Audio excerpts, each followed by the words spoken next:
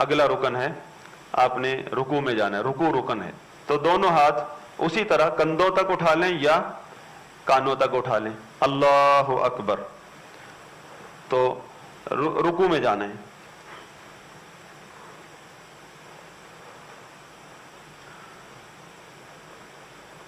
हाथ बंधे हुए थे इस तरह, अल्लाहु अकबर या अल्लाहु अकबर। पहले मैं रुकू मुझे आगे से देख लें आप। ये रुकू में, रुकू करना तो रुकन है। रुकू अगर आपने हाथ पकड़ लिए, रुकू कर लिया है, ये तो रुकन है।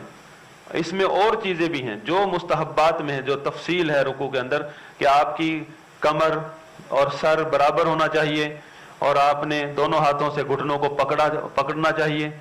और अब ये देखिए मैंने घुटने पकड़ लिए, दोनों हाथों से पकड़े हैं, और मेरे बाजू जो हैं वो सीधे हैं, और आप मेरी कमर देख सकते हैं, अगर कहीं टेढ़ है तो बताएं। नजर कहाँ होनी चाहिए?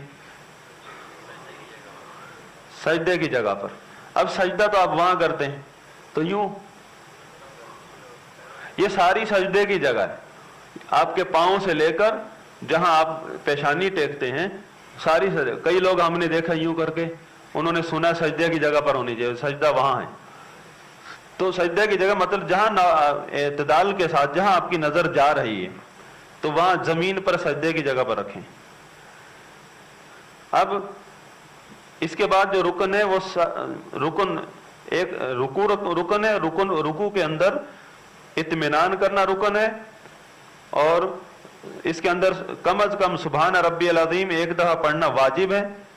बाकी दुआएं आप जितनी मर्जी पढ़ें, जितना मर्जी लंबा रुकू कर लें, फिर कहें समी अल्लाहु लिमन हमीदा, तो कानों तक या कंधों तक।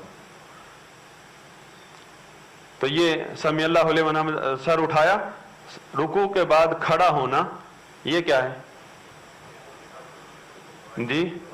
वाजिब है। और जो रुकू से यूं समी अल्लाहु लिमन हमीदा, उनकी नमाज हो गई? या अभी मुझे देखें, समी अल्लाहु लिमन हमीदा रब्बना वलकल हम्द, काम तो उसने किया है, कमर सीधी की है, लेकिन एक और चीज रह गई। क्या चीज?